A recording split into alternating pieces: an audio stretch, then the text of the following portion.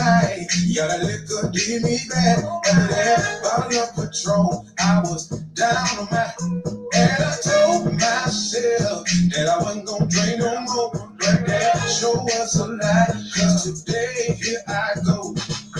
It's just me and a few good friends. It's about to, we about to do it again. I'm finna pull me up some more, baby. I'm finna pull me up some more. Oh my, I'm finna pull me up some more. Y'all, here I go. I'm finna pull me up some more. They say that brown make you climb, but that white make you fight. Girl, it really don't matter. I'm on whatever tonight. Mr. Bartender, can you make it strong? I gotta get right, my baby's waiting at home. It's just me and a few good friends. It's about to, we about to do it again. I'm finna pull me up some more, baby. I'm finna pull me up some more. Oh my, I'm finna pull me up some more. Y'all, here I go. I'm finna pull me up some more. I'm finna pull me up some more, baby. I'm finna pull me up some more. Oh my, I'm finna pull me up some more. Y'all, here I go. I'm finna pull me up some more. If you want that juicy, put your cups in there. If you want that Hennessy, put your cups in there. If you want that moonshine, put your cups in there. Cause we gon' party like we just don't care. I'm finna pull me up some more, baby. I'm finna pull me up some more. Oh my, I'm finna pull me up some more. Y'all, here I go. I'm finna pull me up some more. If you want that juicy, put your cups in there. If you want that Hennessy, put your cups in there.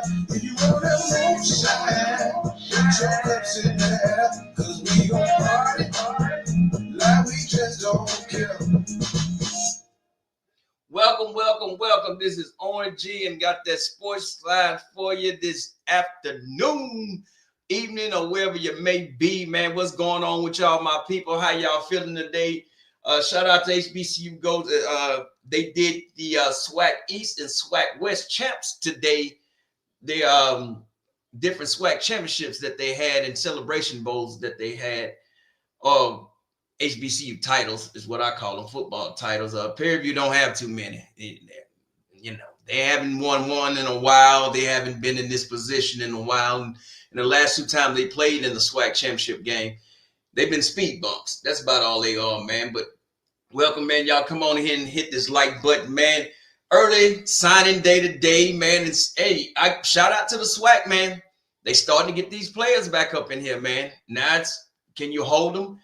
I don't know your NIL deal situations, but you got some young meat that's coming up in here. Then Fairview took a different route. They got a lot of JUCO players up in here, man. But your team, if they put their stuff on Instagram, I got them for you. And there's not too many of them up in there, but it's good to see it, man. And always, you got to start off with the defending national champs. And I want to give a shout out to Jackson State, Fairview, Alabama State. Those three teams, as soon as they had somebody signed, they was putting their pictures up there. Some of them put their positions in high schools, but most of them actually, well, not most, those three that I named, they actually have pictures of those players. Some in their uniforms, in their new college uniform.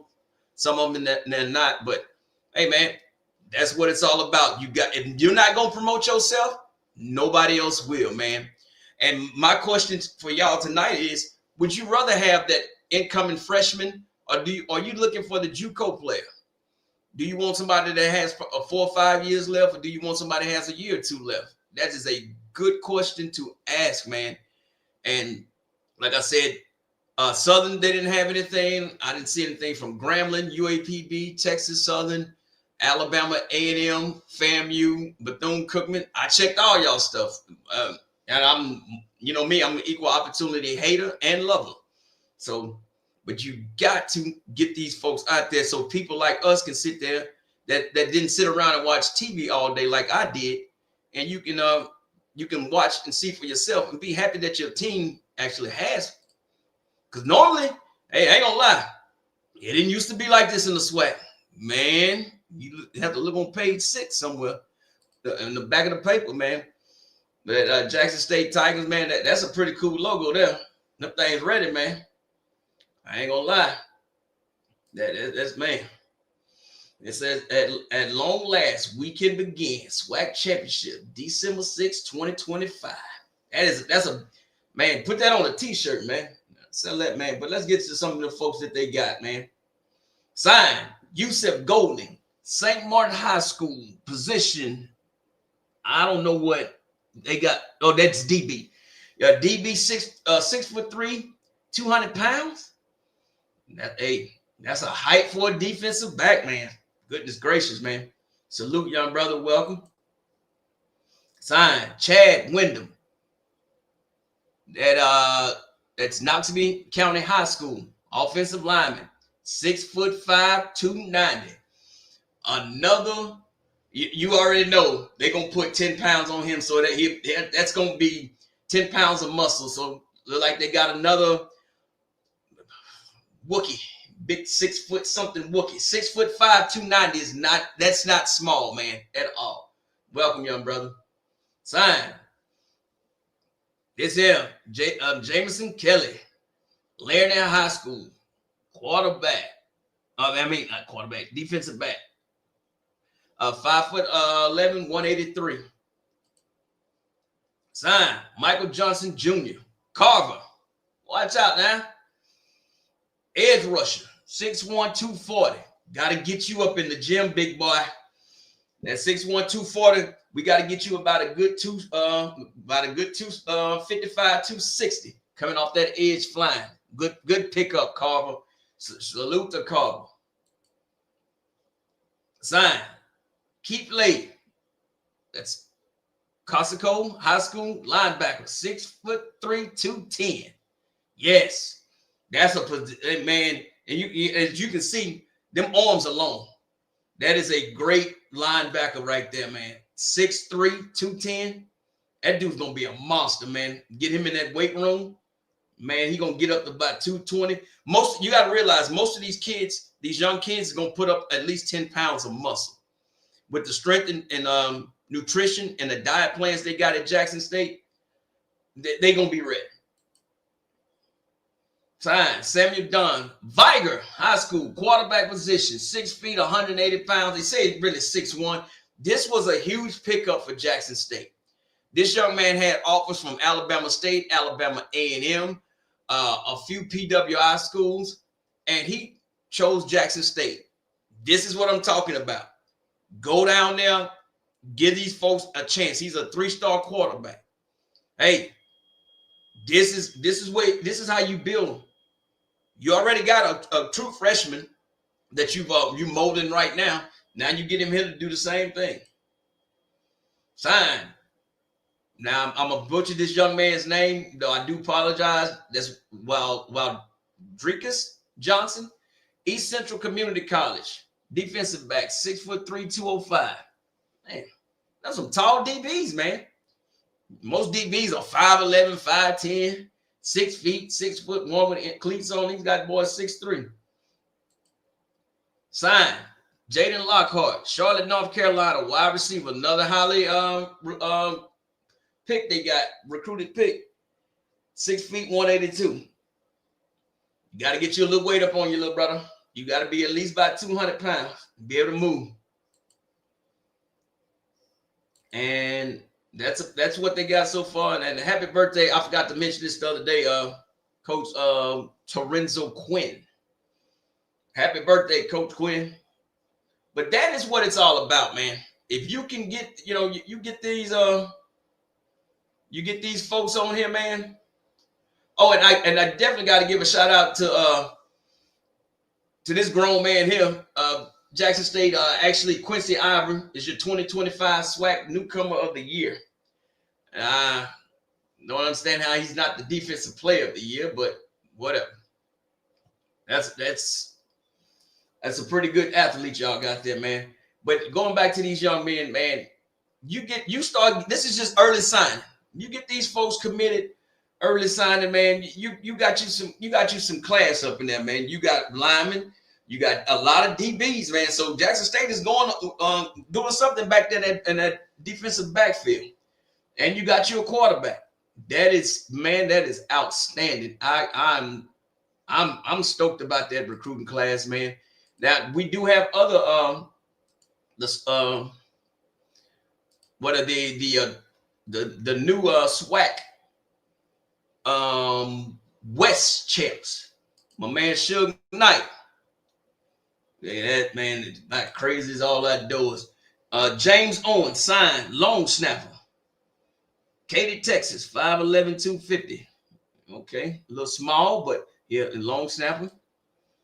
All right, signed Brandon Haywood, defensive back, Coffeyville Community College, Oak Ridge, Tennessee, 6 feet, 175. Remember, I told you most DBs are 6 feet tall. You know, Jackson State got some lanky DBs at 6'3", but 6 feet, 175. Get in that weight room, young brother. You're going to need to put on you about a good 10, 15 pounds of muscle. You are not going to be hitting those little 155 pounds high school kids. You're going to be hitting grown men. Signed, Jamie Johnson, offensive line, Iowa Central Community College, San Antonio, Texas, 6'6", 280. Height is there, but 280 in the SWAC now, that's not going to cut it. You're going to have to get him bigger. I'm telling you now, the height is there, but that 280, that's not going to cut it. You going up against 300-pounders, man. So, defense signed Jeremy Atkins Jr., defensive back, Holmes Community College. What the hell are they yelling? Marrero, Louisiana, 6'1", 185. He went to Holmes. Holmes is in Mississippi from Louisiana, and he's playing at Prairie View. Wearing number 1. Signed, Caron Williams, wide receiver, Co-Lincoln Community College. He's from Natchez, Mississippi. 6 foot, 175. Get him in that weight room, Sarge. Signed, Reed Malphus, kicker, Trinity Valley Community College, Dallas, Texas. 6'5", 220. That's a damn big kicker, man. 6'5", 220. That damn boy. You kicking field goals, your ass need to be got there playing running back or wide receiver. That man, that's a big boy, man. All right, Noah Baker, signed, defensive back, Trinity Valley Community College, Austin, Texas, 6 foot, 195. All right, that's a perfect size for a DB there, man. 5 more pounds, you 6'1", 200. Yeah, like I said, they went a lot of community college route here. All right, signed Howard Hunter, offensive line, Northeast Mississippi Community College, DeSoto County, Mississippi, 6'3", 300. Now that's a big size. That's the perfect size for a lineman. Can you now you got to get yourself in shape. That's a good height and weight. Signed Jerome Davis, wide receiver, Trinity Valley Community College, Bow Bridge, Louisiana. 5'9", 165. Boy, they gonna break your little ass in half. 5'9", 165. Man. But hey, don't let that size fool you. Just don't go across the middle if you ain't fast. Hopefully you fast as lightning. 165, man, they gonna have to give you some double rations. Get some weight on that young man. Jabraxton Boone, signed, wide receiver. That's Co-Lincoln Community College. Forest, Mississippi. He's from Forest, Mississippi. 6'1", 200 pounds. All right. Jalen Pettaway, quarterback, Co-Lincoln Community College. He's from Jacksonville, Florida. 6'3", 230. All right, nice little size for a quarterback. Chase Walker, signed, linebacker, Blaine. Blinn College. He's from Baton Rouge, Louisiana. Now, this is a great size for a linebacker here. 6'5", 225. You know, these I think, yeah, is Blaine a community college? A 2-year college? Believe so. Yeah, but they going to JUCO route. Kenyon Harris, running back, Jones College, Union, Mississippi, 5'9", 200. Yeah, I know. Jones. That's right there. Yeah, that's in Laurel. Okay. They done went down in Mississippi. Y'all see them? Hey, I'm just reading it out there to you. Tight end. Timmy Timmerman, Legacy, Houston, Texas, 6'5", 230. All right, a little small for a tight end, man. You got to get bigger, buddy. And then they got their little champion thing. Compete for championships. That's where we want to be. That's why we came here.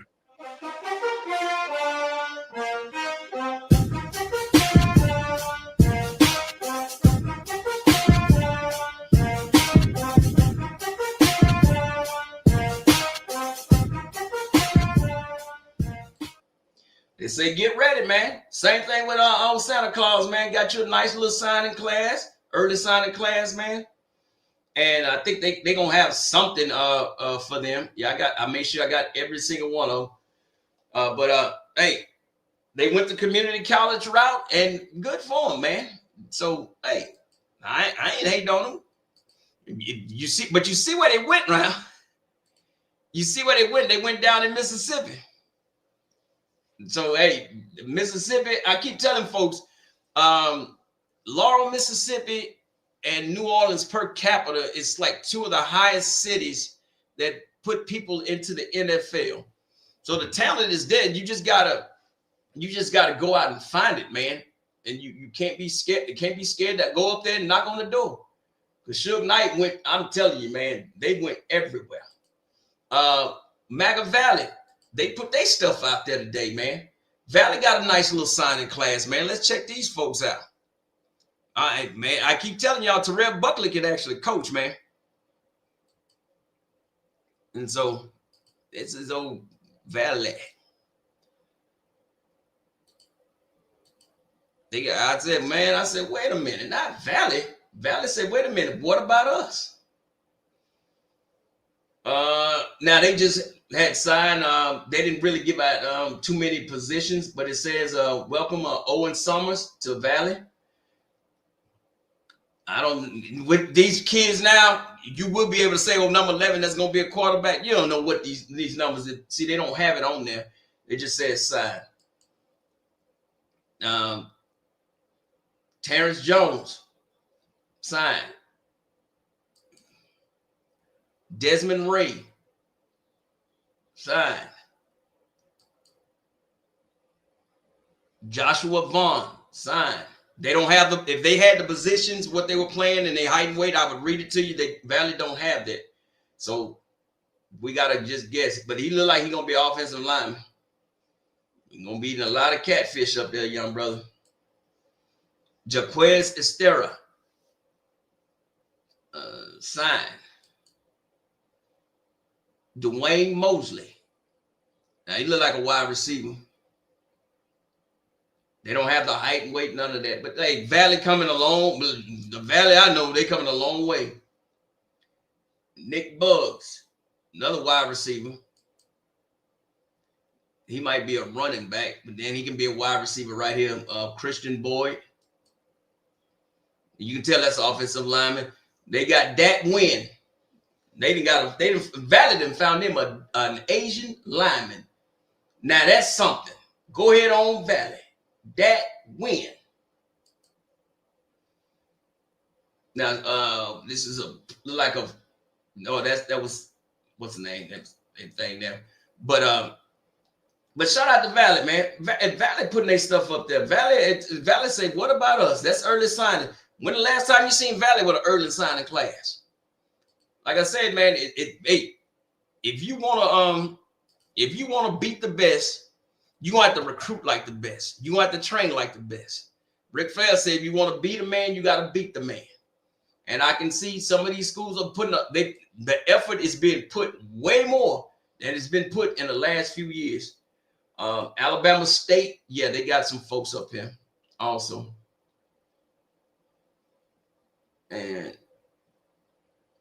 But yeah, here they go. Yeah, they got their little football cards up there. But we're going to hit this one real quick. And shout out to all these schools, man. Like I said, I love to see it. I was like, yeah, okay, okay. I said, that's what we talking about.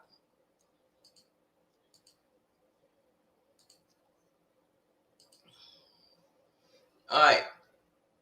Backfield breaker, high value call. Welcome to the nest. Teron Phillips. Guess he's going to be a linebacker.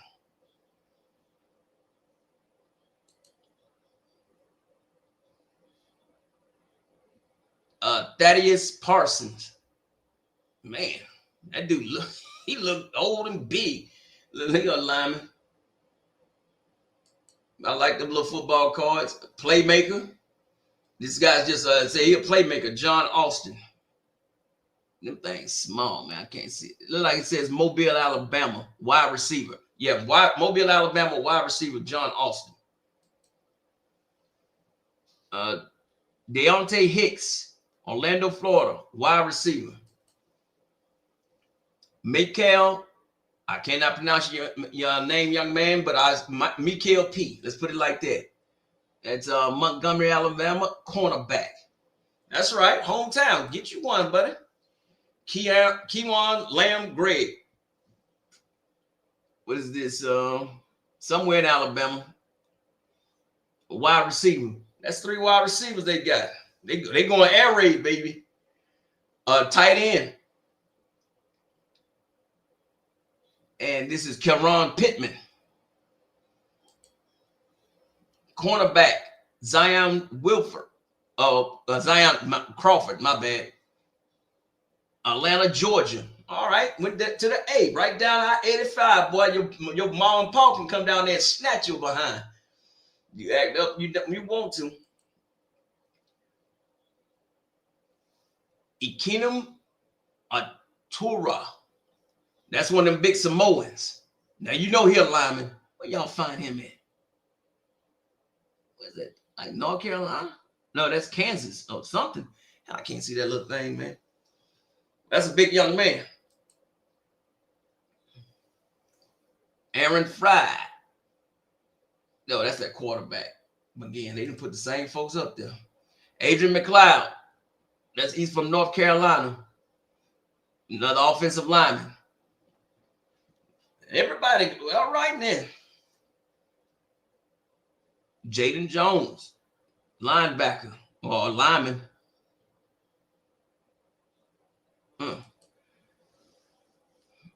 Jeremiah Collar. What are you going to do? He a linebacker. All right. Let's say early side of the day, the Swarm. Shout out to them folks, man. And like I said, man, it's good to see this stuff. You get 10, 15 players, 5, 10 or whatever. And also, man, shout out to Andrew Biden. I think everybody kind of predicted this. I still don't like it. Not because he's not talented. Don't get me that. But, man, you missed that many games and you still Offensive Player of the Year. What about giving it to the 1,000-yard rusher that played every game? From Jackson State, back-to-back seasons with running backs that had 1,000 yards. And the only reason why I'm saying this is because now if Body plays the full season and it performed like he's performing, I have no problem with that. When you miss that many games and you have another young man that was able to get over 1,000 yards rushes, because we don't have 1,000-yard rushes anymore. That's very rare. But shout out and salute to this Andrew Body. I'm not giving. Baby, they gave it to you this year, man. But that's the Swarm, man. And so that is all the colleges that posted. That's all the colleges that posted their stuff today, man. So, man, I mean, I really hope the SWAC continues this type of work, and let's go have a damn good weekend, man. Like I said, I'm gonna try to live stream the game here, and if they kick me out or where they kick me out, because I'm gonna be celebrating my retirement, man, from the military. So it's gonna be a party. Well, definitely after the game, but during the game, if they let me stream it, I'll stream it, man. So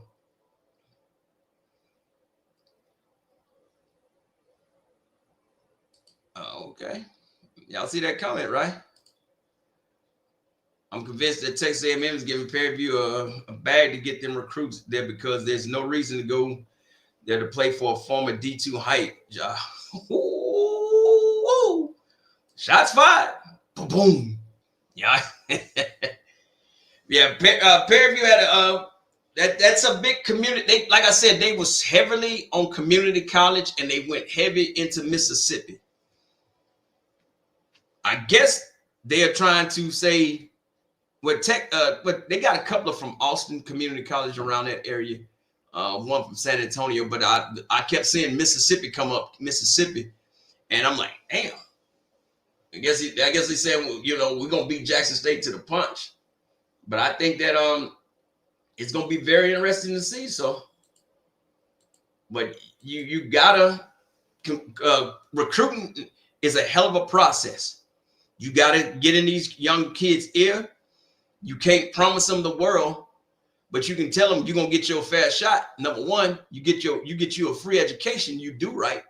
That degree goes longer and longer than them football careers. I guarantee you that. So, and so, man. Oh, keep it up, fam. Wait, hey man, I'm gonna drop the link, man. Hold on. Drop the link if anybody want to come up and talk, man. Y'all more than welcome to. But that's what I have so far. And like I said, shout out to them people for putting that up there. And that's what you got to do, man, to keep folks. You got to keep folks in the loop, man. And man, I like to see it. I was shocked to see Valley had all them people up there. Good job, Valley. I knew Jackson State. They social media presence is so great.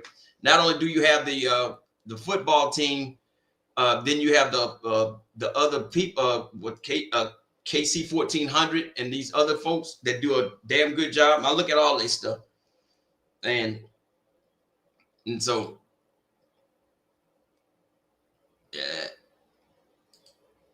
yeah. I mean, and I see that comment about TC and Eddie Robinson. Eddie Robinson has to win the SWAC next year, hands down. No excuses. He has to win the SWAC. You're the longest tenured coach in the SWAC right now, and you are in the East, where the defending champions of the HBCU Celebration Bowl has come from for the last 2 years.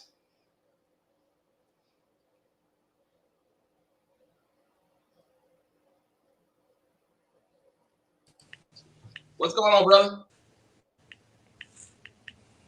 You live, my brother? Brother Willie? You live, brother? What's going on? Can you hear me? Yes, sir. Oh, I can't hear you, Will Galloway. Can you hear me now? I can hear you loud and clear, brother. Brother Willie? You muted yourself. Okay. All right, how about now? Yeah, you good now. Okay. Go ahead, my brother. Hey, yeah, I just wanted to weigh in on Saturday's game. I'm like you. I think that 1,000-yard back should have got it, but everybody was hyping by never beat Jackson State. By the way, I mean, I'm not going to take anything away from him, but I feel the same way that you. You can't miss half the game of the season, then you still automatically get the title when you have a kid that's done played every game of the season. And got 1,000 yards. I don't know where all this newfound energy and this energy that PV have. I would try to stay humble until I've actually gotten a win. I don't think PV actually seen an offense as big and as fast as Jackson State. I don't think they've seen a defense as talented as Jackson State. They playing in the West, and the West is not really that good. In my opinion, from what I've seen, I think that Alabama State defense is better than that Prairie View defense. That's just my opinion. I think they have a pretty good team. That Alabama State team is a pretty good team. But come back, Willie. He dropped. Okay. Hey, tell Uncle Willie, come back.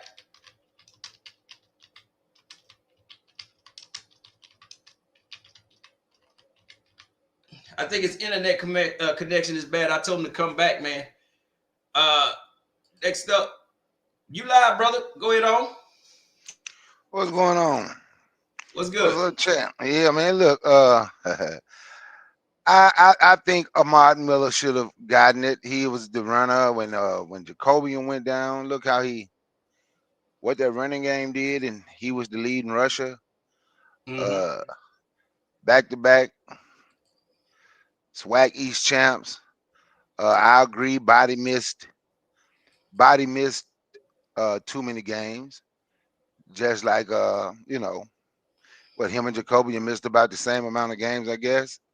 And I know Body is the most electrified. He's extremely athletic. But this is what I tell people. Go look at Body stats in the SWAC before he got hurt and look at Jacobian stats and tell me the difference. And that was like, tell me the difference. Yes. What was he? He ran more because they designed off. He had to run more. Jacobian is not a runner like that. But if you go look at their SWAC numbers in their SWAC games, they have played the same amount of games. Go look at their numbers and just tell me what he did that was so much better. Because I'm getting sick of these folks just going around I have never seen a quarterback that win and get constantly disrespected. Yeah. Just like with Jackson State, I've never seen a team win and get constantly disrespected. I've never, like when Jackson State beat FAMU, I would never forget what I sat there and listened to what I heard HBCU game day. They basically just let you know they were pulling for FAMU because they wanted the SWAC to be shook up. No, you wanted Alabama State to win. If Alabama State to win, Andrew Body in horseshoes, they would have won. He made it to the 2-yard line. Hey, mute your mic, Willie. But I do agree of what you said about Ahmad, and I'm glad to see other. I'm gonna be honest. I'm glad to see Prairie View, Valley, Alabama State, whoever doing good recruiting. Because I want to see the conference. Because I want to see the conference good. Yes. I want to see. I want to see.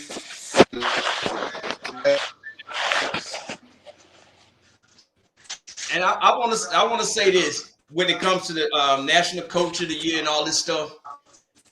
This is my first time ever seeing an award to go to a coach to be National Coach of the Year, and you lost to a football program that has never played. And when you played a team that had a winning record, other than Grambling, you played who? Alabama State. You were up 21-0, coach. The starting quarterback was driving, got a couple of touchdowns, got hurt. The backup quarterback came in and beat you in your own home, and they still gave you Coach of the Year. That's just ludicrous to me. I don't, if you don't want to give it to TC Taylor, find me another coach that does not deserve it more than he does in the SWAC.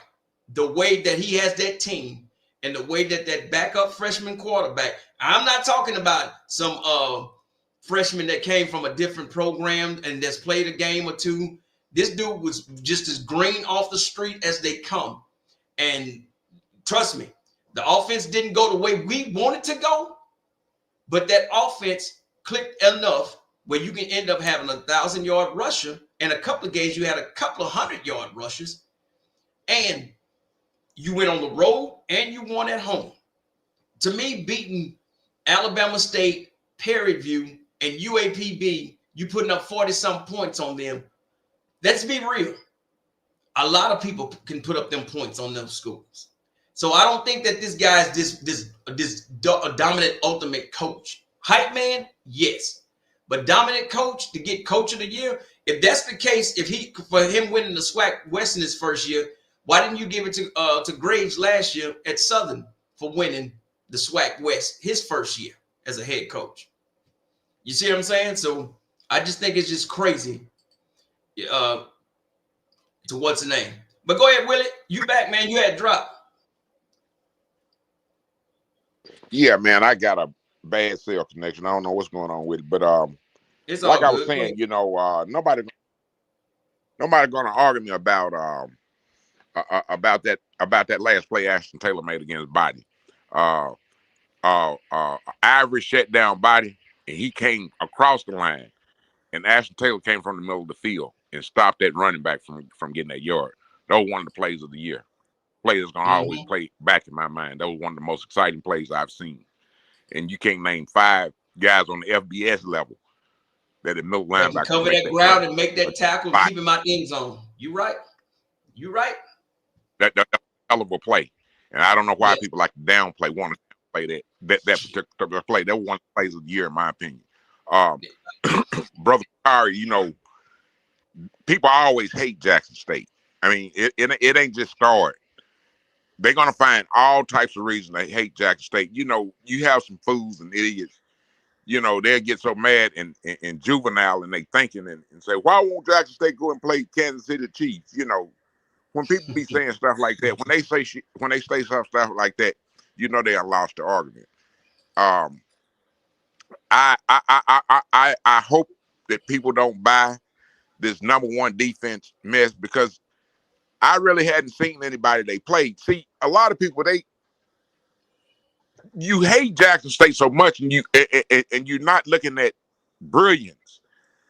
When people talk about TC Taylor, that offensive line is the same size as the average FBS offensive line.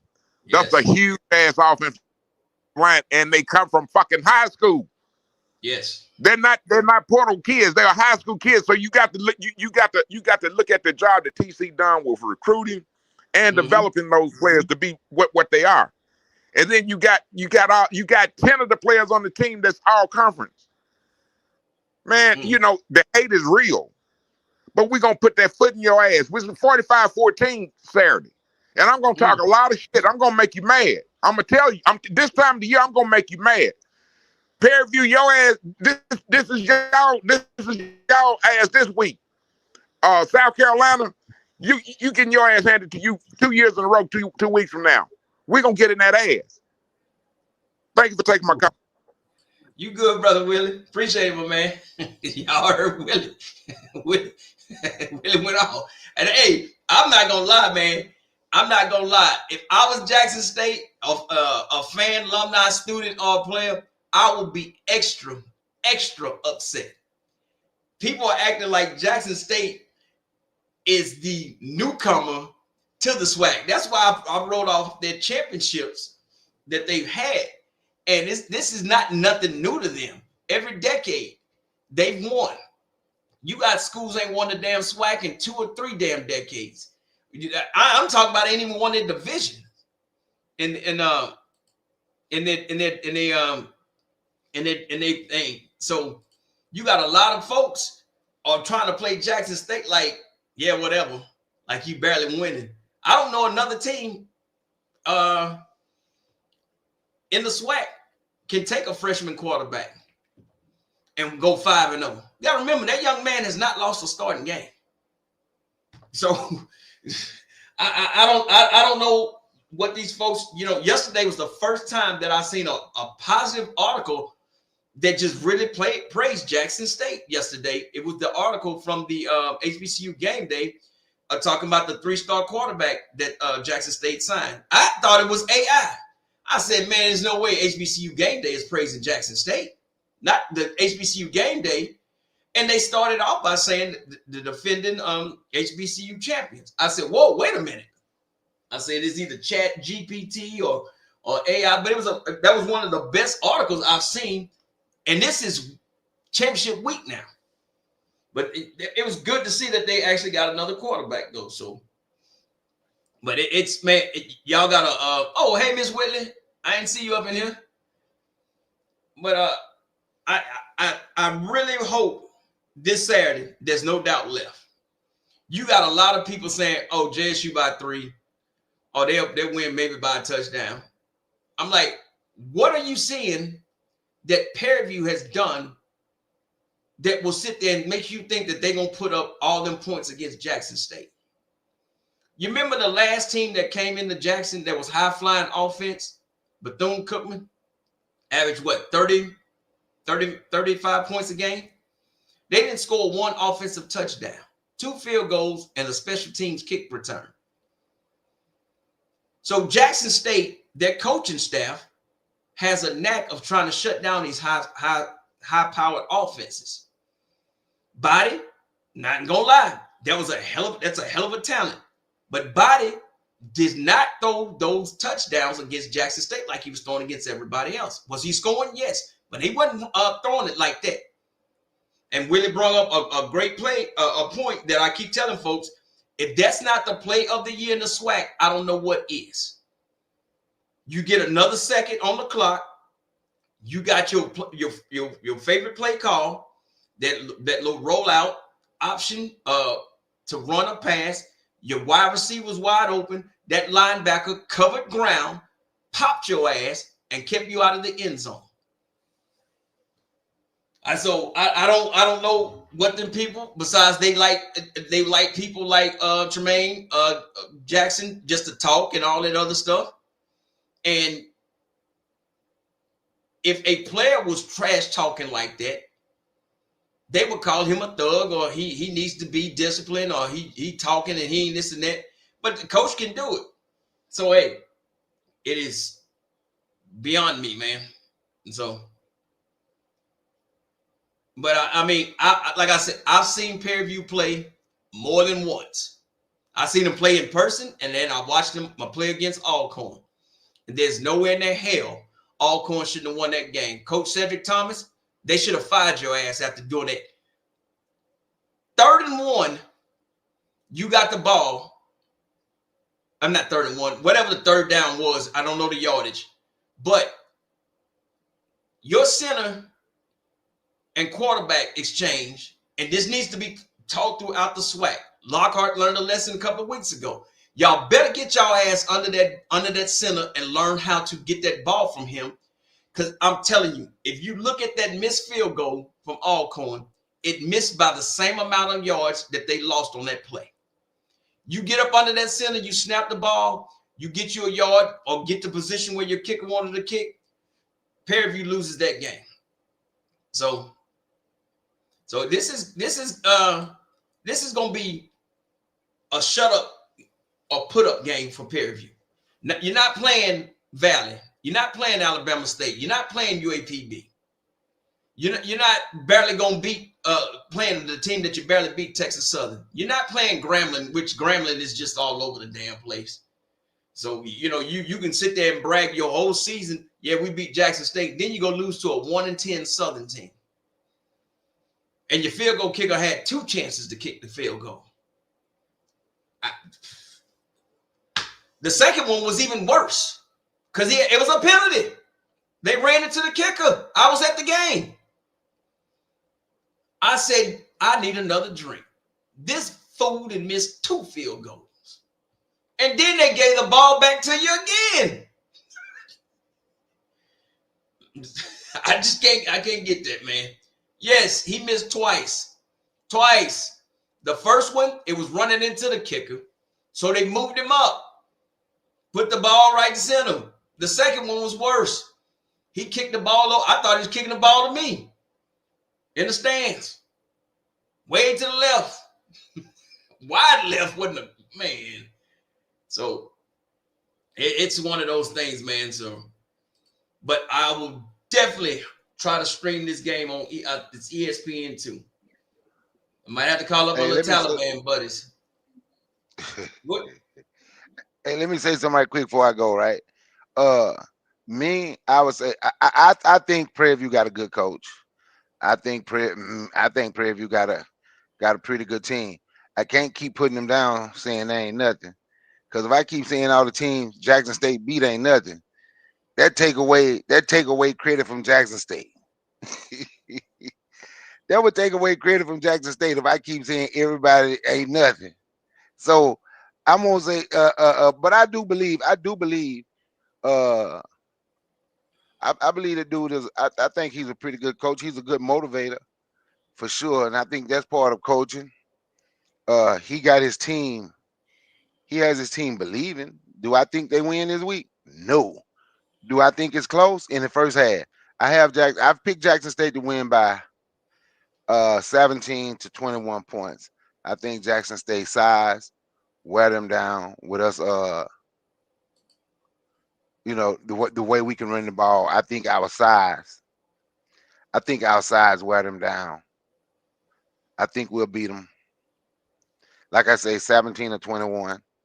Of course, he had what 2 weeks to game plan.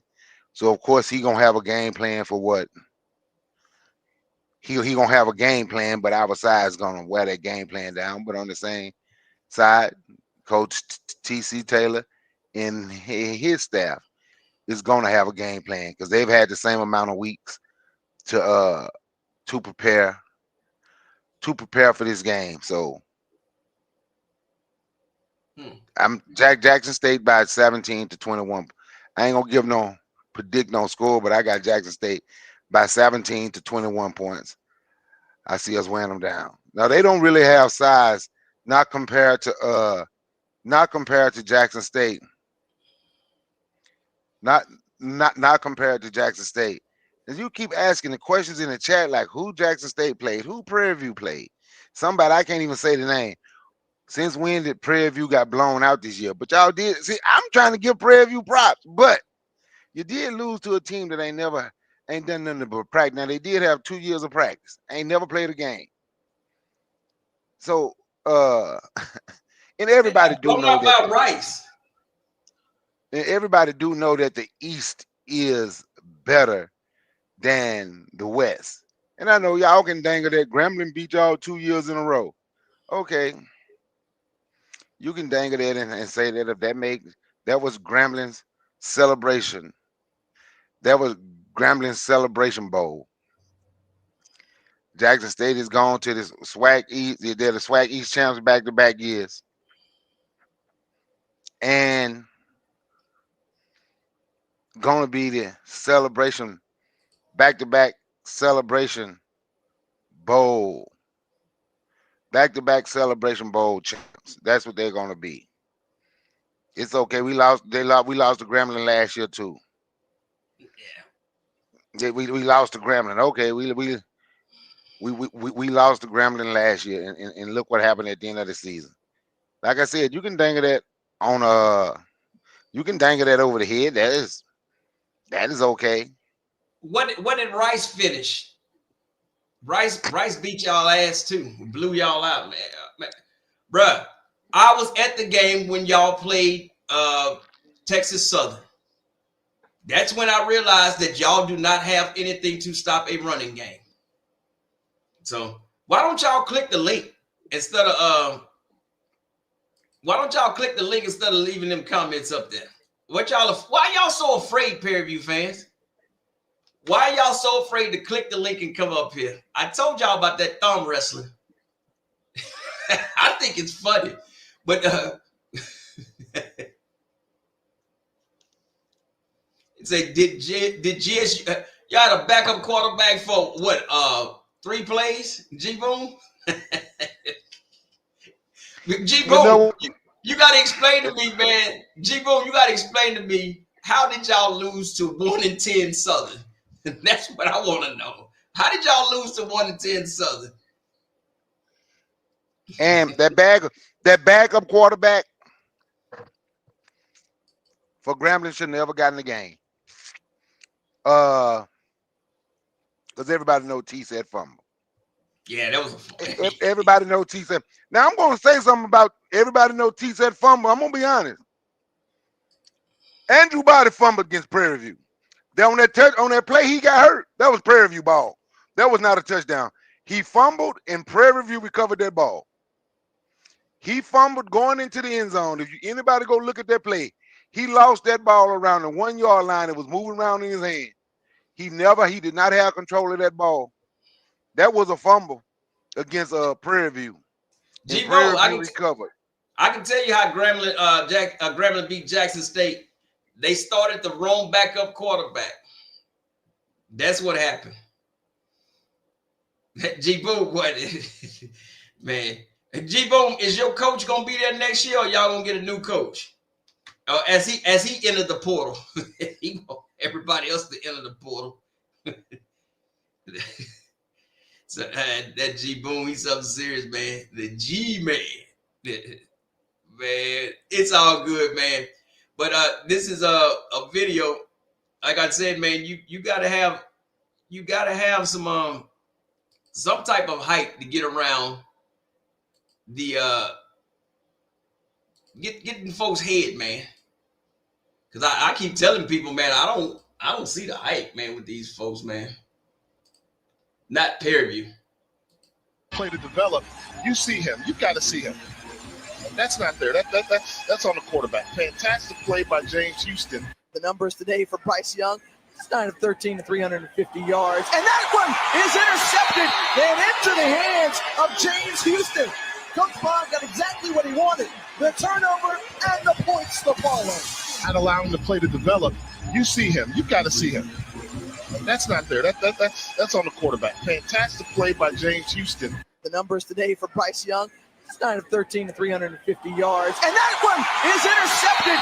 And you got to keep them hype videos up there, man. Fairview fans, that's the last time y'all came up there and played something, didn't y'all? Huh? You back, Willie? What's good? Yeah, I just want to say this.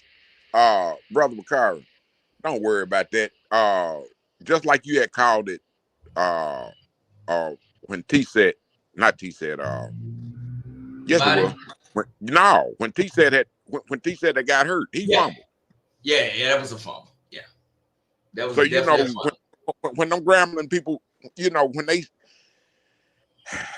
the only two games that was called fairly, in my opinion, from watching this year's schedule, was that Howard game and that Tuskegee game. Those are the only two, and even those was even slighted towards those other two teams. But what I would suggest people do, that's a part of the Hayden Coalition, go back and watch Jackson State against Southern Mississippi. Yeah, that's the FBS. That's the FBS school. Now, the referee. That's when the referees first started cranking up their little cheating against Jackson State. If it wasn't for the if Jackson State was in the Sun Belt Conference and that was a conference game, I believe everything in my whole heart that they would have pulled that game out. Yeah, but what I suggest people do, go and watch that game. Go and watch that game. Go and see how many Southern Mississippi ball players were leaving the field. Mm-hmm. That I'm telling you, our team is just as big. And Southern Mississippi finished pretty good in in their conference. They wasn't no slouch team. Mm-hmm. So I'm gonna tell y'all haters. Number 3 gonna score probably 2 touchdowns. Number 0 gonna score a touchdown. Number 27 gonna score. 3 backs gonna score. You probably gonna get either Gardner or number 1 gonna go touchdown. It's gonna be 45-14. It's gonna be they're gonna blow y'all ass out. Talking shit. I'm telling you, coaches listen to the shows. They listen. They watch all that stuff. They gonna blow y'all ass out. I don't see how they go there the number 1 defense. I would have gave it to Alabama before I would say. I defense before I said defense. I know we're gonna go before 5 rounds in the space when they all did. I know I gonna go. I know number 0 go. Guys gonna play on Sundays. And they go before 5 rounds. People, you have 10 conference players that have a slow ass team. It just don't work that way. It don't work that way. You can hate all you want to, but tears gonna come in your eyes Saturday. I'm telling you. You got to start thinking with reason. And then you need to start giving people props. I'm a Jackson State fan. If Southern go to the Celebration Bowl, I'm gonna cheer for Southern because it's a SWAC school. Yeah. If anybody go, I'm gonna cheer for that school. But these people that's not Jackson State fans, that's outside Jackson State, you all have so much hate and disdain. You know, you'll cut off your nose to spite your face. You just like MAGA. You'll cut off your nose to spite. And it's really sad to see what this black coach has done. A lot of people start talking about why you don't go to the FCS playoffs. Fool, if you get it's a $3 million payout. $1 million goes to giving you shit. It's a no-brainer. So y'all stop saying that bullshit. Stop talking about splitting the conferences up because you didn't want to split the conferences up when y'all was on top. Now just say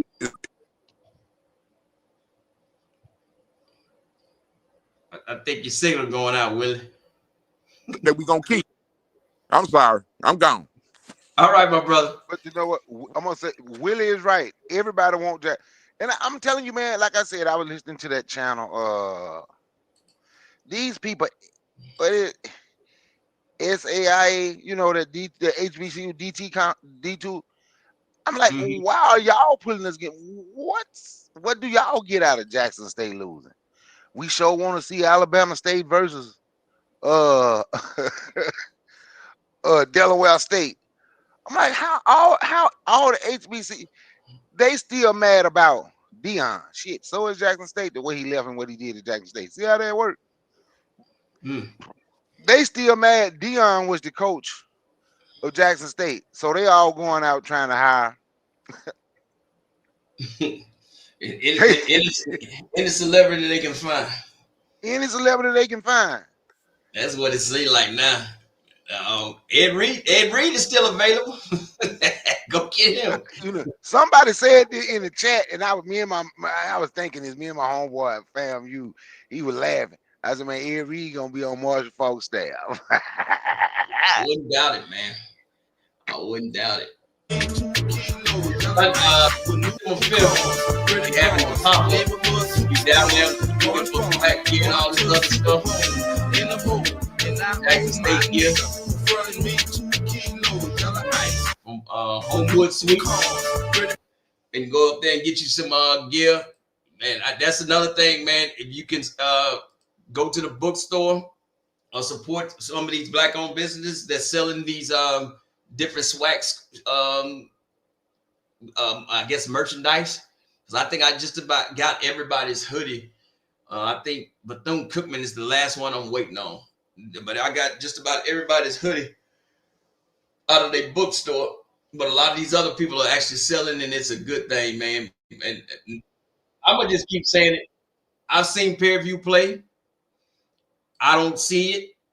Now, it's easy to run up the score on teams that are finding their way in the SWAC. They still trying to get a good recruiting class and keep a class. You got to remember UAPB. They lost a quarterback, the SWAC leading receiver. They lost all kind of stuff, man.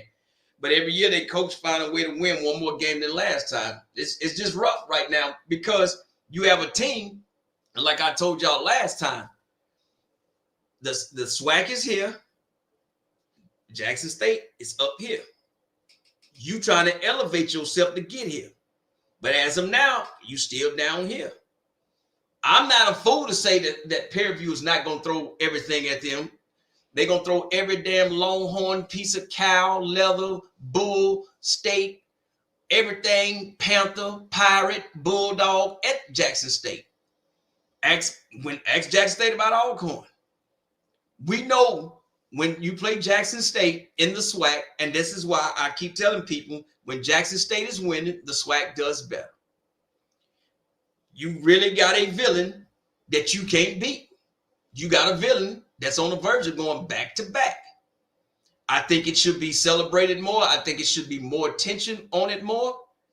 Because if it's another school, just say if Fairview does win. right?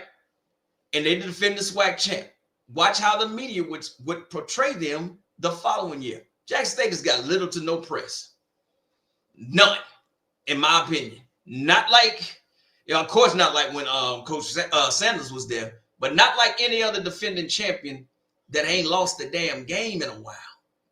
Jackson State went on a 5-0 run with a backup freshman quarterback. Still can't get no love. But that's I don't understand how the HBCU is working like that. But but we got to change the narrative, and I'm changing it on my show because I'm gonna support the defending SWAC champs. If Prairie View is the defending SWAC champs next year, I'm gonna be supporting Prairie View. But I'm not going to sit there and have that haterade in my system not to defend and support the defending HBCU champs, SWAC East defending champs. That's the problem with a lot of people. A lot of folks get up there and folks say A, B, C, D. I'm like, nah, bro, this ain't hitting. I don't think there's going to be no heavyweight fight. I don't think there's going to be some damn boxing match. I think Prairie View is going to look at Jackson State and think that they gonna thump their chest until your ass line up and see Towns Blue, big 6'5" Wookie, get down and run over your ass. And a lot of times they don't run to his side; they run to the opposite side of Towns Blue. Good luck, Prairie View. Only thing you can wish for, Prairie View, bad weather. I'm telling you, you better wish for bad weather. It's supposed to be 51 degrees. It looked like looking at the radar, it might be a little chance of rain south of Jackson. So you never know, man, what's gonna happen. I'm just really, really hoping that much delusional as Prairie View is talking on this internet, on Beyonce's internet, Prairie View has been talking all day long. I hope y'all can find a way to bring more than your football team and your damn band to the damn game.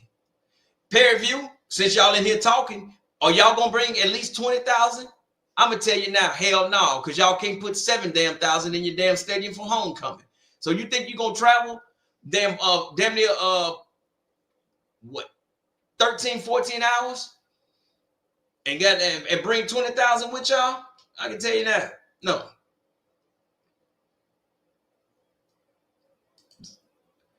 So I'm telling y'all, get out your feelings. Prairie View fans, y'all can't even click the damn button to talk to me. You can't talk to little old me. Y'all a thumb wrestle with me on the internet all damn day. But when I give y'all the channel, I give y'all what time I'm going live. I say, come on up and talk your noise. So that's troublesome to me. I mean, y'all, if you're afraid, just say you're afraid. I ain't, look, I went to Tougaloo. We all brains, man. Maybe y'all ain't got the ability to click the screen. But let's take a look at these, the conference, this is from HBCU Go, the conference leading rushes, man. I think this the rushes. But I really like to see Prairie View fans instead of them talking on the internet.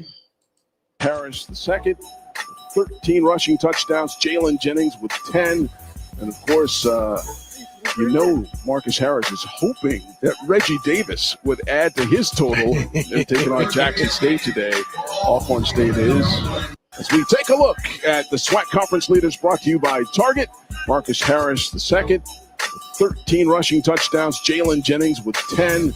And, of course, Reggie Davis got a couple of more touchdowns after that, man. But, it's stuff like this, man. You don't get to, shout out to HBCU Go. And I had a good conversation with them at the Bayou Classic. And I'm really pushing for them, and we all should push for them. We got SWAC TV, got it. But for these classics like I think I got them. Where's that? These classics that folks was asking me about at the game. Here it is. If I was them, and this is just me, if I was HBCU Go, these classics right here, and including the Soul Bowl, and Bayou Classic, Florida Classic, Magic City State Fair Classic, if I was HBCU Go, I would work out a deal with the SWAC, and I would be broadcasting every single one of these classics. This is what we need to do to keep our stuff going. Because as you can see, NBC does the Bayou Classic, the Florida Classic. I think it came on what, ESPN Plus, State Fair Classic, ESPN Plus, Magic City Classic. I think the one of them come on. I think they had the Magic City Classic one year, but I'm not real sure. But these classics, including this, and then you have the Soul Bowl. These classics all should be, in my opinion, should be played on HBCU Go and with SWAC TV combined. You generate money within yourself. Byron Allen get to run his 9,000 commercials, but HBCU Go to me is a better streaming service than the SWAC and ESPN Plus networks. That's what I would do. Because all 40 is a good classic. The only one I've not been to is the Florida Classic, but everywhere else I've been. And good, and every single one of these classics. Now, y'all know I'm a big fan of classics not being on campus, but I like I said, I can't control that. But every single one of these classics, they putting $20, $30 million into these places.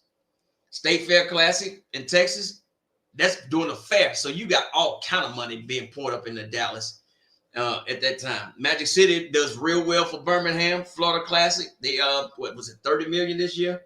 Bayou Classic, the numbers haven't came out yet, but it was so many people out there making money for the Bayou Classic. The weather was pretty good. The game is inside. You have so many fan fest. You have so much at the Bayou Classic. From the parade on Thanksgiving Day, you staying in hotels Thursday, Friday, Saturday.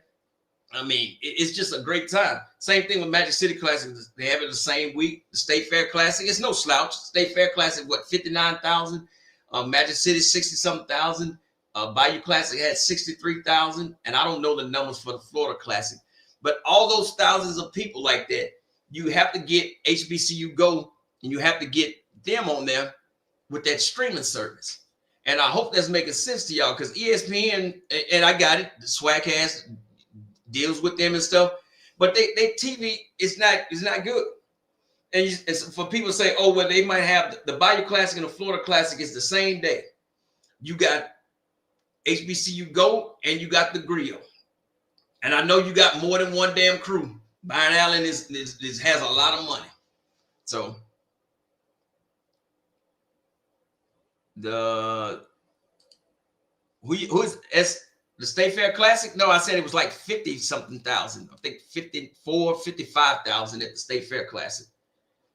Yeah, it's like 50. It was like 54,000 they averaged, like 54, 55.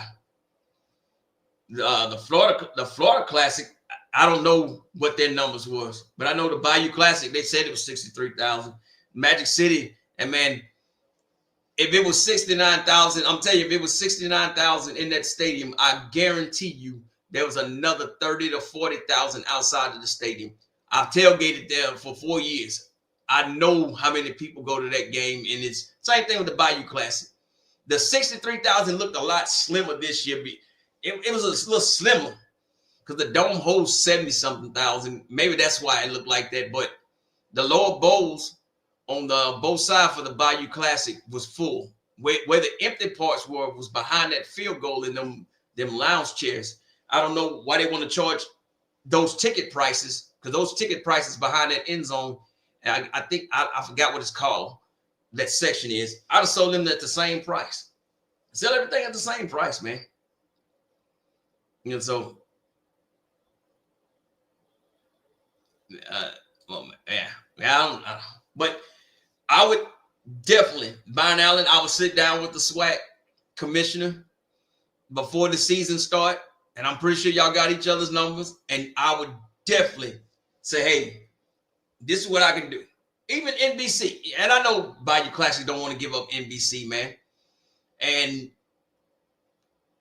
I'm not saying their coverage is not good. I'm not saying, you know, it's in the dome. So it was pretty good, but hell, what's wrong with us doing it for ourselves? I mean, now Amazon got their name all over the Magic City Classic. Now me, personally, Amazon, come on up in that money bag. Your ex-wife giving out multi-millions of dollars. You can give out at least, in my opinion only, the winner of the Magic City Classic should have get at least $3 million. At least $3 million. Much money as they putting in the Birmingham. Hey, and if you've been to the Magic City Classic, you know that RV and the tailgating spot over there for the RV folks. That is a entire little city itself over that way, man. So and now Prairie View for the State Fair Classic, that's the only time that I've ever seen y'all really travel. That's it. But what, it's straight up 45 and go into what, 20 to 35, or is it 45 to 35, and you get right into Dallas from Houston? So no, I don't believe they're gonna travel well, man. But we definitely gonna find out this weekend. We definitely gonna find out this weekend if Prairie View can sit there and take on that machine. Everybody else that's ran up against the machine, even the team that beat the machine, which Grambling, they know how hard that game was. They know it started off with Morgan going down straight down Grambling's throat. You might want to ask Alcorn, who came back in the second half, played a hell of a second half, but you might want to ask him how that machine starts to work on you. Because you, next thing you know, you'll be down 2 or 3 touchdowns. You're not playing Valley. You're not playing UAPB. You're not playing Alabama A&M, which I believe Alabama A&M is going to have a damn good recruiting class because of the coach that they got. And now, as you can see what Valley did, Terrell Buckley didn't have no early signing class last year. Now you actually have these coaches with a full year under their belt. So it's about to even up. But you got to put these big men, these linemen, you got to get these big men recruited. You got to get them in their training, your nutrition. You got to get them to work together, because if not, you're going to be looking up at Jackson State again and say, damn, they're doing it again. When is the last time in the SWAC you had a school that had back-to-back 1,000-yard rushers? What's that telling you? Not only is the running back talented, but that offensive line. That's the problem a lot of these schools have. Now, Prairie View, I think they had the freshman of the year or something like that. Now, that's a nice little running back they got. He can get after you. But good luck, man. Stay away from Big Chris Ivory. Run away from him. And if Jackson State tackle like Jackson State is supposed to tackle, y'all really going to be in some trouble. Alcorn pulled out the bag of tricks. They pulled out everything and still came up short. But, man, yeah, we got to get this game more hype. I'm ready for this game, and I'm glad I'll be going to get live again Friday. I'm pretty sure that She Loves them will be going to the rifles, not rifles, the schools, the people that have schools that went to I should say people that have schools, the people that went to those SWAC schools, they should be going live tomorrow, and they should be having it. What's the name? But I had people. What's going on, brother Chuck? Hey, how's it going? A belated happy Thanksgiving to you. I hadn't talked to you in a while. What's going on, my brother? Same to you, man. Yeah, and what's going on? Can you hear me? It's great to be 50 years old and still in the health and Hey, can y'all hear me? with you. Oh yes, Yeah. I can hear you. Yeah, we can hear you. All right. First of all, I just want to say somebody need to bring the Celebration Bowl trophy to the vet, because that's as close as Tremaine Jackson is going to get. Ain't nobody studying that overrated D2 nobody. I mean, he won Coach of the Year because there wasn't nobody to give us to. It wasn't nobody else to give the award to. He was the only one. Outside of him and T.C. Taylor, who else are you going to get a title to? So you had to give it to somebody. Tremaine Jackson, overrated D2 nobody, wind up getting the award. That's beside the point. They're going home.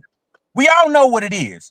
They setting themselves up for a fall. They did the same thing last year, 2024 SWAC champions. And what did they win? Not a damn thing. They're gonna do the same. They did the exact same thing they did last year, this year. Ain't no difference.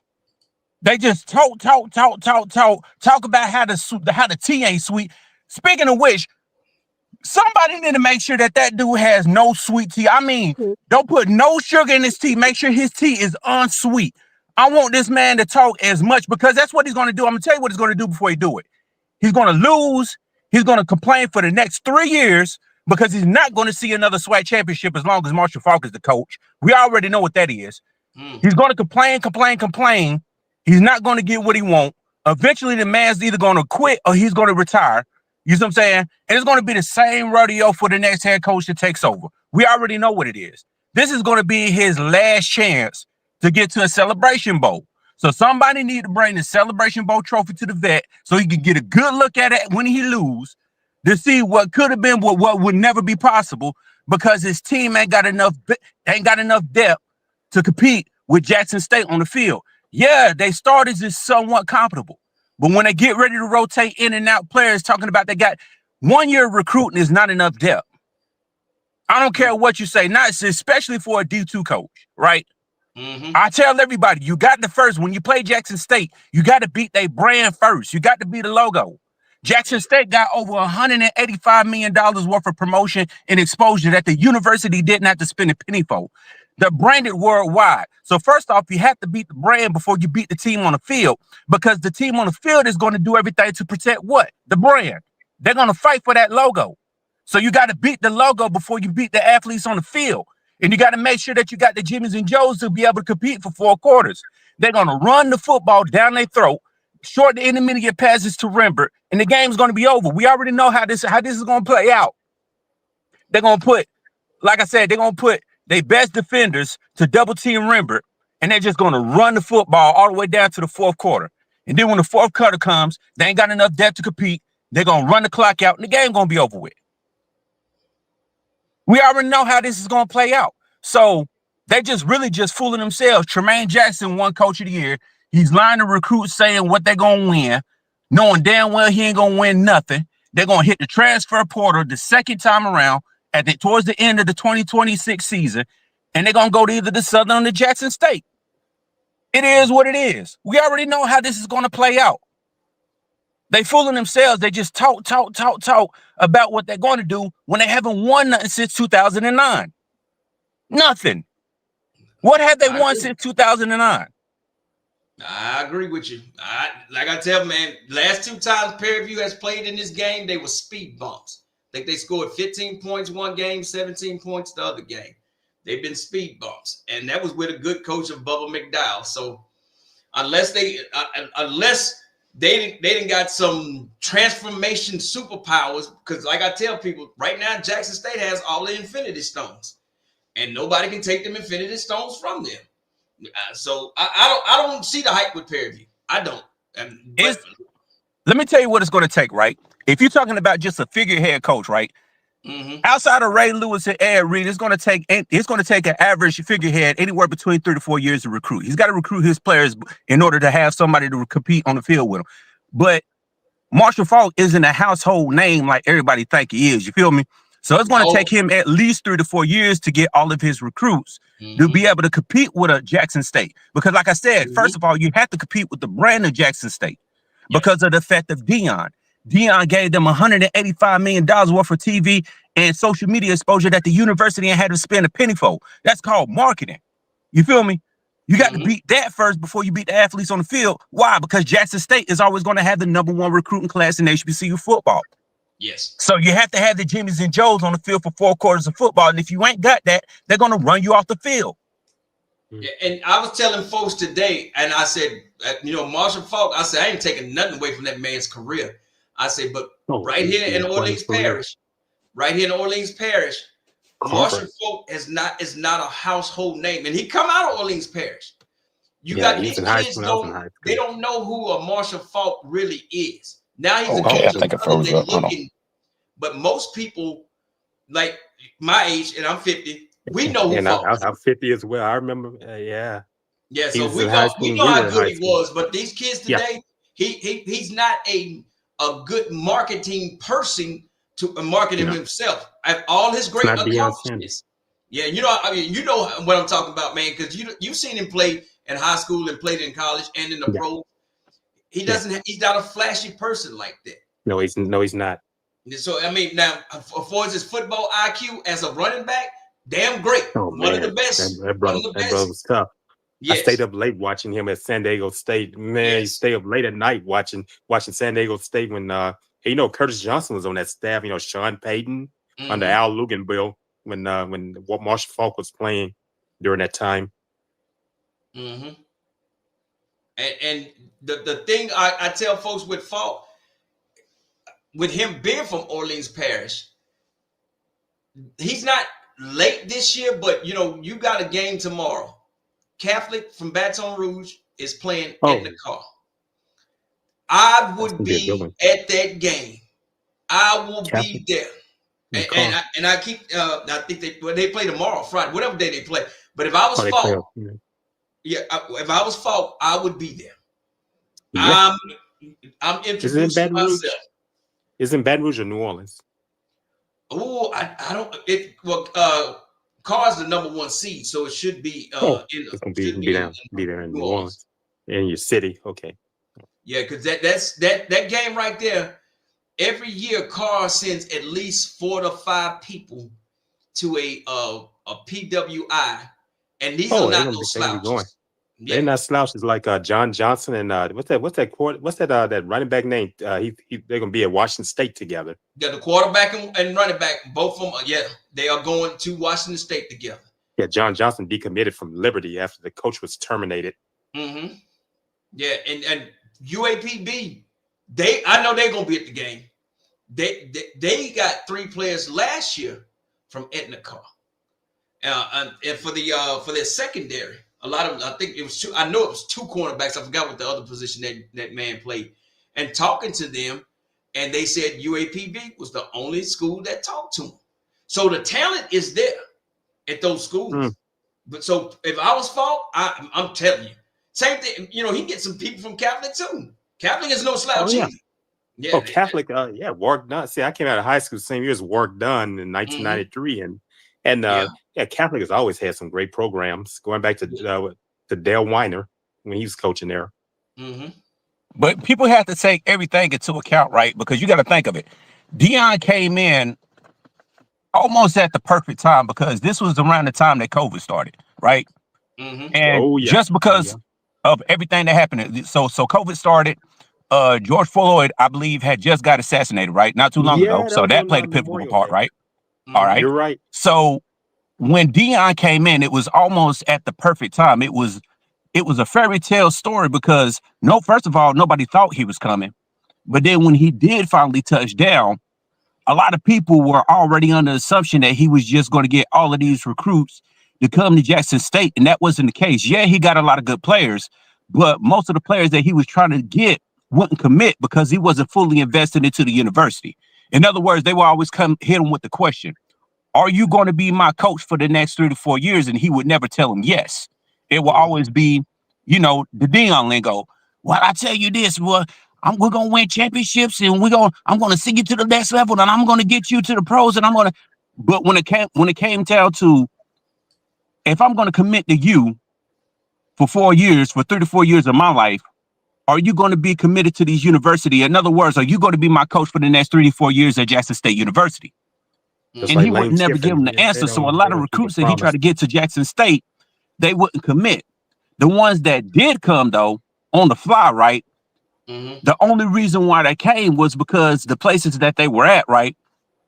It was a situation to where they might have had to wait 2 to 3 years before they finally hit the field. Compared to coming to Jackson State, they can hit the field the first year, get enough playing experience, and hit the pros within the first year or 2 years. You know what I'm saying? The first year or second year. You feel me? Because everybody knew that Deion wasn't going to stay for, after 4 years of his contract, because his contract was only for 4 years.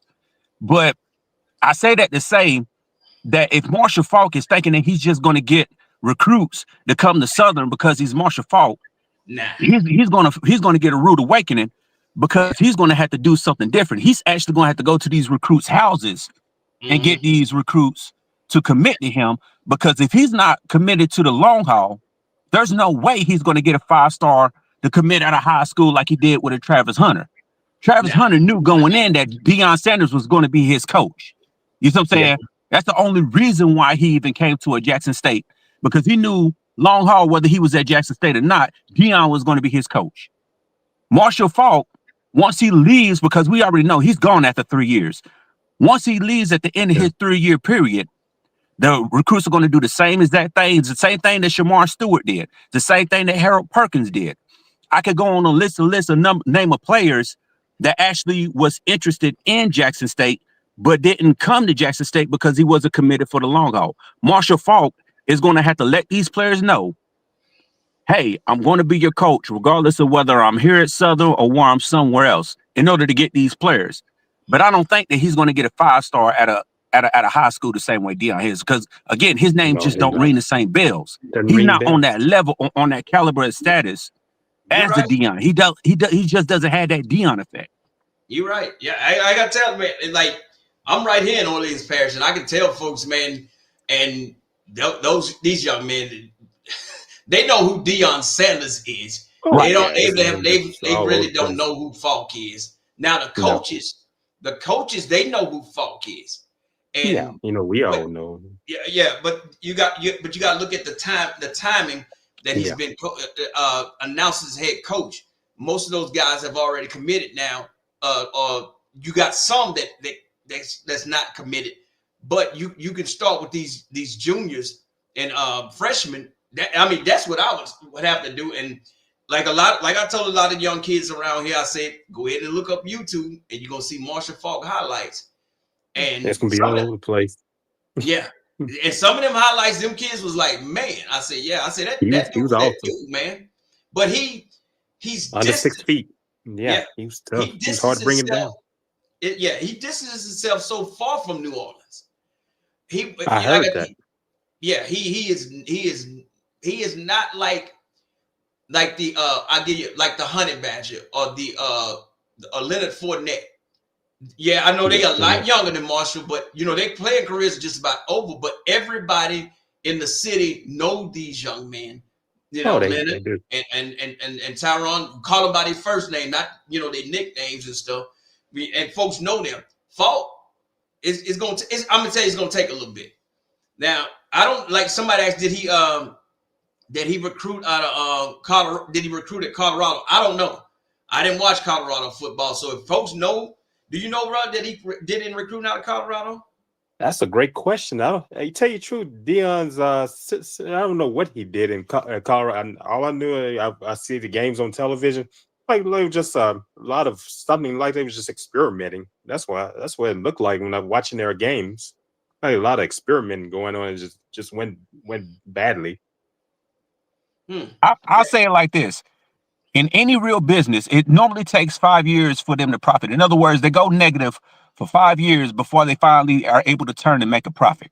So here's my recommendation, right? Or here's what I would tell Marshall Faulk, right? How much would it cost for me to get an NIL plan or whatever I have to do financially? How much would it cost for me to go to a 5-star recruit, right? And get him to commit to Southern University? Because he has the name, right? He has the connections, right? Yeah. Who would I have to talk to within my NFL Hall of Fame circle that can front me this money so we can go into a negative to spin a positive out of this? Because my goal is to get a Power 5 job once I leave from Southern within 3 years. Well, I know the fastest way to do that is to basically do what Deion did and to put fear into the Power 4 by bringing the best athletes to an HBCU. It was the traction part, right? Yeah. I am such a what's the word I'm looking for?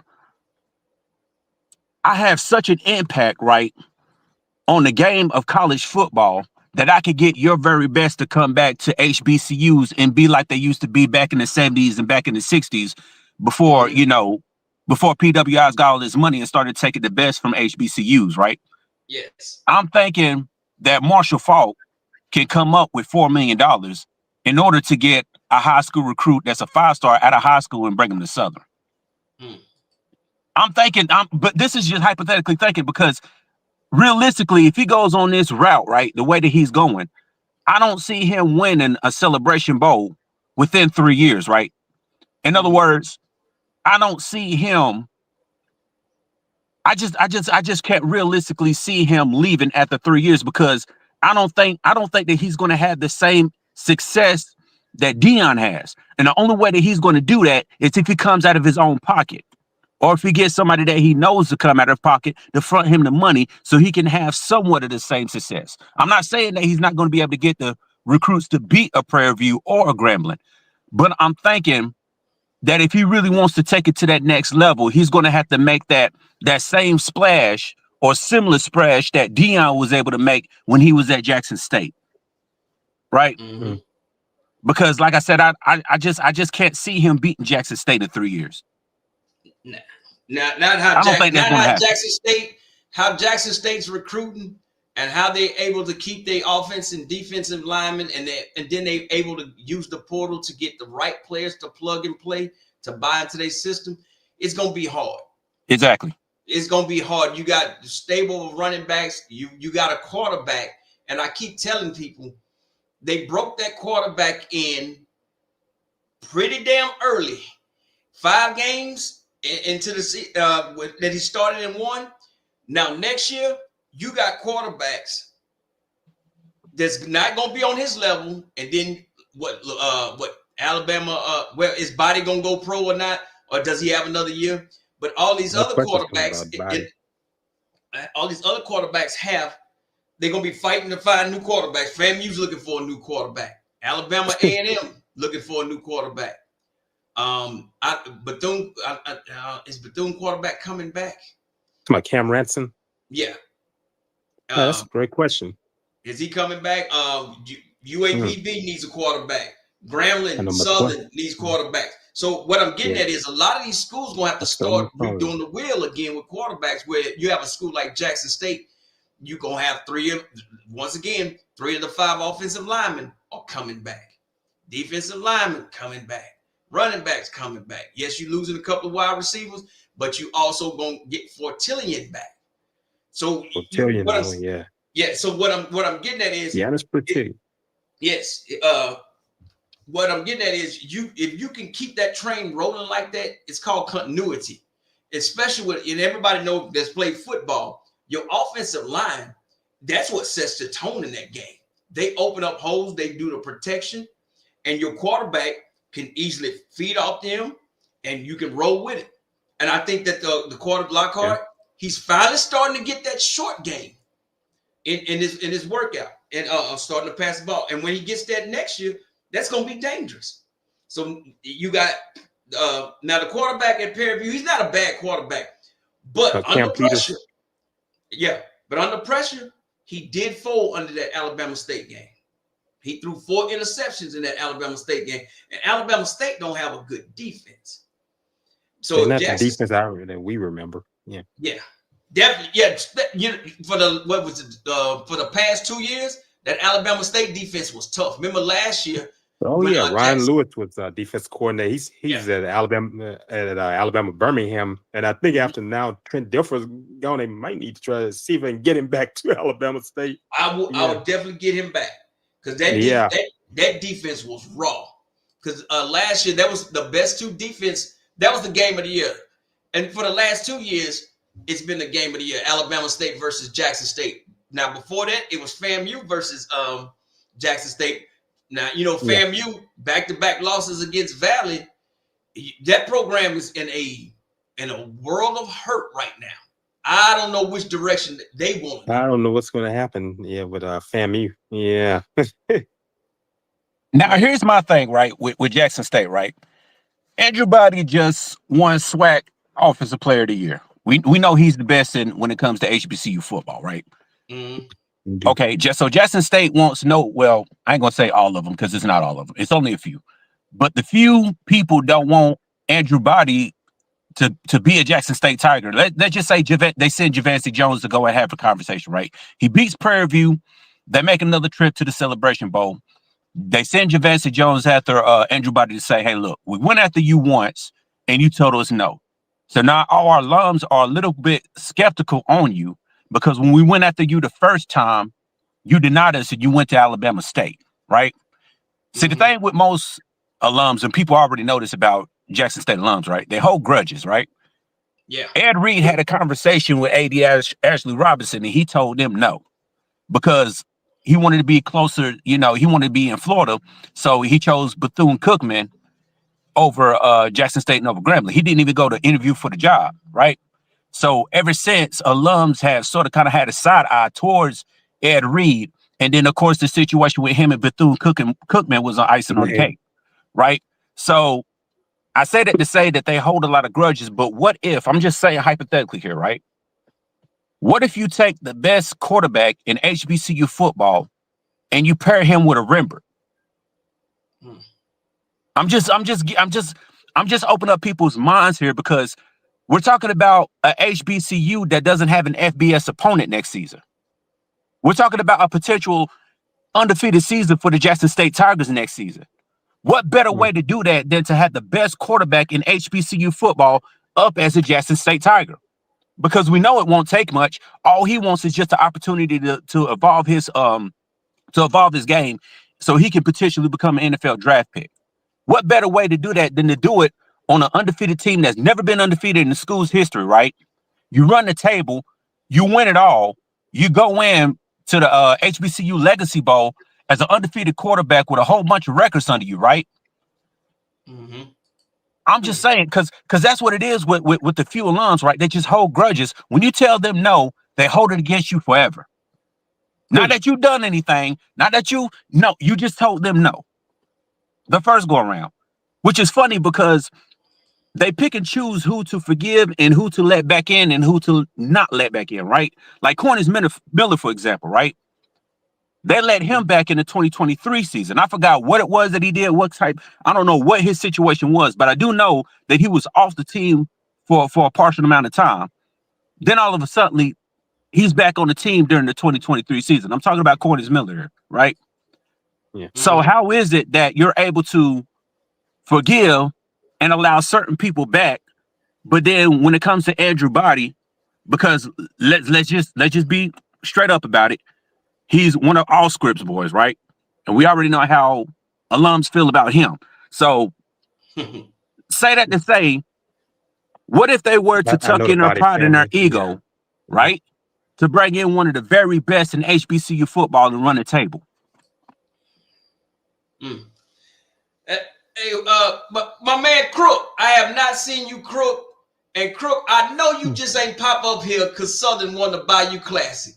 I have not seen you in 5 weeks, Crook. Adrian Crook. you got enough of them two for 99-cent hot dogs and 4 Locos down there. Now you happy Southern won a football game. I can't believe Crook back up in here, man. I ain't seen that dude in a long time. Crook, won't you come up here, man, so you can tell me how them 4 Locos taste down there? Man, please, man. But this SWAC Championship game coming up Saturday, like I said, they acting funny about live streaming, but I'm gonna try my best to live stream the game, and we will definitely go live again Friday, man. I'm gonna get off here, man. If y'all want to have your last words to say, man, but we've been on here for a little bit, and I thank everybody for watching. And make sure y'all check out SWAC and the Fool and these other podcasters. She Loves D, all them folks, man. Doc Holiday. Make sure y'all check all these people out, man. And y'all can go ahead and say what y'all need to say. What you were saying earlier, Oren. I told my father during the Bayou class, I said what Grambling do. I said with Mickey Jones, I said I'm not a coach. I can't tell him what to do, but I said with the quarterbacks, with that quarterback where you had on Hayden Benoit, they're gonna go in the portal and get those. I know he want to get them in high school. He want to go in the portal, get the quarterbacks, and also better look for some linemen. We saw what happened at Bayou Classic. They couldn't block down on Kelby Givens and LaFleur and all those guys. That defense was just they were just coming after him, and it shows you the importance of an offensive line. That's where I'm going to land on. All right, my brother. Appreciate you. I'm gonna say, I'm take care. gonna leave it like this, right? Because I just thought about something. The only way Southern could possibly beat Jackson State is if they get Ed Reed to join the staff. And I'm gonna say this because everybody knows I'm an Ed Reed and Ray Lewis Kaholic. When it comes to those two, I'm very near and dear because I already know the impact that they will have on HBC football as head coaches. But I'm gonna say it like this: if we get reports or if there's word that Marshall Faulk tried to reach out to Ed Reed to join the staff and he tells them no, I don't think we'll ever see him again in HBCU football. I think that'll be his last chance because Winston-Salem, there was reports that Winston-Salem tried to get him to become the head coach and he told him no. So if he tells Marshall Faulk no, after the way that he acted, down there at Bethune-Cookman, I think that's going to be his last shot. If he tells him no, I think it's over for him because there's no way in hell they're going to pay Ray Lewis $4 and $3 million. That's not going to happen. Ray Lewis is pretty much out the picture. Yeah. But Ed Reed, I think that'll be his last shot. But in closing, I want to say, make sure somebody brings the Celebration Bro trophy to the sideline somewhere. I don't care what it is, but Tremaine Jackson has to get a look at that trophy because that'll be the very last time he'll ever get close to it in life. Make sure his tea is not sweet. Spike do whatever you got to do. Make sure his tea ain't sweet, and somebody need to bring the Celebration Bro trophy to him so he can see what a champion looks like, right? Because he's going to be out the door within 3 to 4 years. That'll be the closest he'll ever get to a championship, ever. Somebody needs to bring the trophy to the sidelines and let him get a good look at it. Bring him a thing of sweet tea, right? So him and his team can hit the bus, head back to Jackson, right? Head back to Texas so they can watch Jackson on ABC TV, right? Repeat his HBCU national champions because we already know the Chennis Berry story. He cannot win the big one. He's going to fold once again. We already know how all of this is going to play out. History is going to repeat itself once again. All right, my brother. And those are my words. All right, my brother. Appreciate you coming up, my man. All right. All right. Y'all have a good one, man. Great conversing with you all. Get on off of here. You all have a nice night. All right. All right. Man. All right. All right. See you later, brother. Oh, man. There it is, man. Hey, man, thank all y'all for watching. I think this is hilarious. Shout out to the 1400 Club. They say, ain't nobody come to see you, PV. That is about how I wrap it up, man. Oh, man. What a hit read, man. Y'all heard that, man? Y'all heard it. I'm just happy to see my partner, Crook. Crook, I was going to send out an APB out on you, man. Crook, I have not seen you, man, since Southern lost homecoming. I didn't know if you fell into that Jaguar den that y'all got on campus. That empty cage y'all got with it. Now Marshall Faulk, y'all head coach, you back up in here ready to talk some noise, huh? I was at the Bayou Classic looking for you. And you wasn't nowhere to be found. Now you got a new head coach, Crook. You back up in here want to talk a little noise. Don't tell me you're going to upgrade from Four Locos because that's what you need to watch Southern. You need to get them hot dogs and them Four Locos, man. I can't believe my man Crook back up in here. But it's nice to have you back, Crook. You know you always welcome up in here, Crook. You have not trolled nobody in 8 weeks. It's been 8 weeks since you trolled. Crook, you usually troll from show to show to show. You haven't trolled nobody in 8 weeks. Now you got your little mojo back. They let you out that little Jaguar cage. Go ahead on, go down to the store, get you 2 more of them whole hot dogs for 99 cents and a Four Loco, and come back and join me Friday. You know you're more than welcome up here, Crook. You good people with me, man. That was too funny, man. I said that ain't the same Crook, is it? My man Crook back in business. Crook, is there anything you want to say about your new head coach at Southern? Probably not. He probably gone again. He probably mad. Nah, that damn Crook something serious. Oh, there he is. My man, there he is right there. Crook. The only one. That's him. Man, y'all. Look at it. Talk about you ain't been everywhere I've been. Yeah. You smiling now. You got Marshall Falk as your head coach. Man, if y'all don't go sit down somewhere, when y'all gonna start recruiting, Crook? How about that? Huh? That's what's going on. But thank y'all for joining, man. Shout out to Crook, man. Y'all, Southern let him out the cage again. But thank y'all for watching, man. I'm gonna get up off here, man. But man, once again, thank y'all for watching, man. Hey, Friday, we're going back live. We're gonna go over a little game plan strategy. What the best plays I think that Fairview has to score on Jackson State, and vice versa. The best plays Jackson State has to score on Fairview. Gonna be a very interesting matchup because that safety from Fairview, he's supposed to shut down the air raid from Jackson State. Nobody's gonna shut down Jackson State run game. Fairview, only thing that I can see them doing on that offensive game is doing what Alcorn did, is throwing short intermediate passes to move themselves down the field.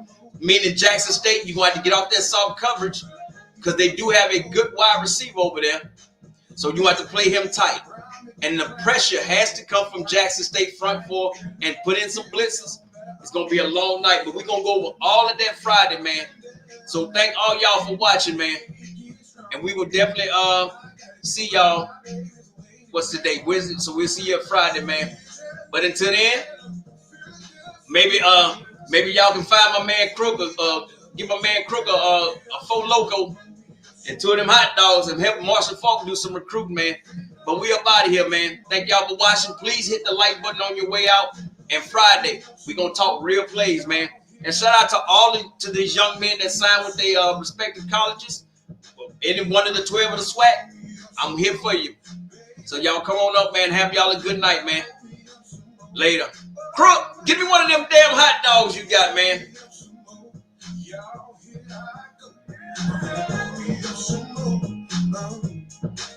If you want that juice, put your cups in there. If you want that Hennessy, put your cups in there. If you want that moonshine, put your cups in there. Cause we gon' party like we just don't care. I'm finna throw me up some more, baby.